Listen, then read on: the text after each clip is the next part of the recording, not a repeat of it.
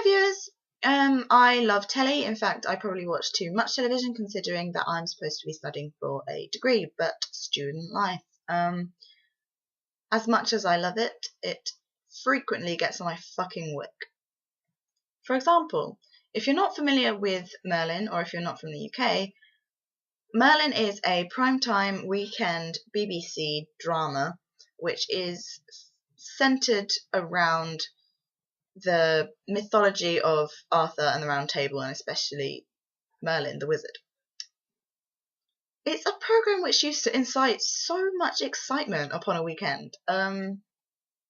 It includes dragons, magic, Colin Morgan, dragons, what's not to love? The constant use of female characters' pain and destruction to contribute to male protagonist character development. That's what's not to love.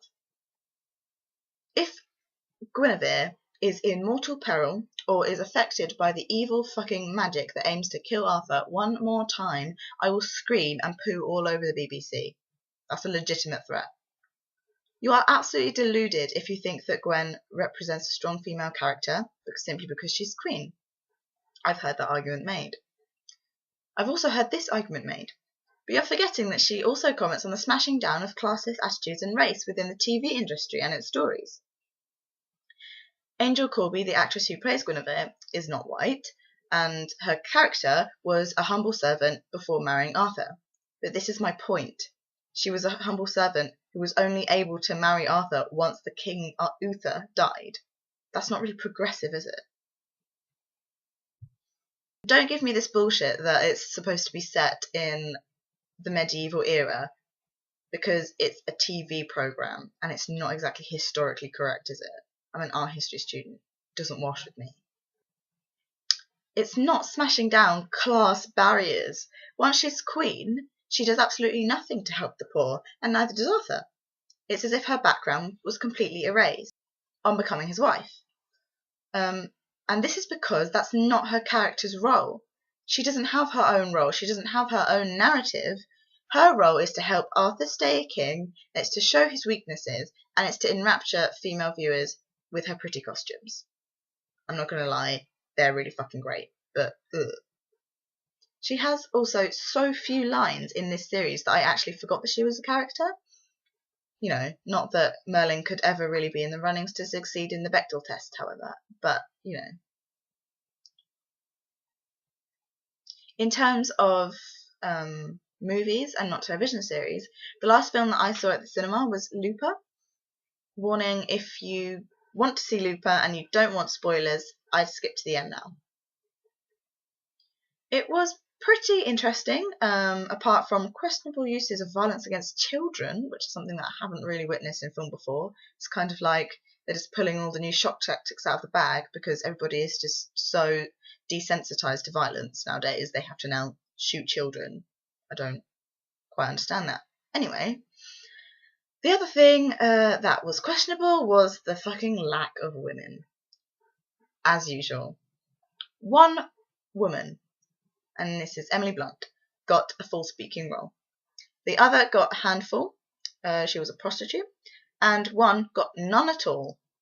She was simply there as a motive for the character, as a centre to his revenge, and as someone who saved his life, which he kept saying many times. But he never mentioned her name. Her name isn't mentioned. She is nameless. She was almost faceless for quite a long part of it. And in my eyes, she was the most interesting character. I really wanted to know, how she got with Bruce Willis, because what even is his hilarious hair in this movie? But she remained nameless and, for the most part, dead in this film. No. So done with this. You'd have thought by now that we would have got out of this hugely male-dominated shitstorm that is Hollywood. You'd have thought that after the Bechdel test and all the feminists being like, yeah, you'd have thought things would have changed, but they really haven't. And you're probably saying, oh, but female actors get such a better deal nowadays. They get so many more speaking roles. Are you shitting me? What I've been talking about so far is kind of like low film or low art. Film can and often is in mainstream media, like many other art forms, categorized simply for the masses as high or low. low film, I suppose, and correct me if I'm wrong, and I don't know if low film is the correct term, but it's kind of, you'll see what I mean. It includes like blockbuster movies, TV shows, and pornography. Now we all know that the female actors are how. Now we all know how the female actors are treated in these industries. Few lines, objectification, asked to do questionable things, play questionable roles, etc. But don't you think for a minute that the so-called high art film is so high and mighty? No, sir. Even Hitchcock, the perennial favourite of the film genre, who influenced and revolutionised so much in the realm of film, and thus, I think, gets kind of glossed over when people outside the esoteric circles of film studies and like education and stuff talk about it. He was a massive ass. He continuously harassed his actresses to the point of obsession or for the sake of film. Anyway, his female characters are often, again, for the sake of the male character's journey or narrative development. Sound familiar? I, however, am not an expert on film, but I know somebody who is, and if you're interested in more of the critical feminist theory on film, then tune in to our guest vlog tomorrow, which is Rhiannon, and she's hopefully going to enlighten you way more than I ever could. So they were my rambly, ranty thoughts on women in film and media. Have a good weekend.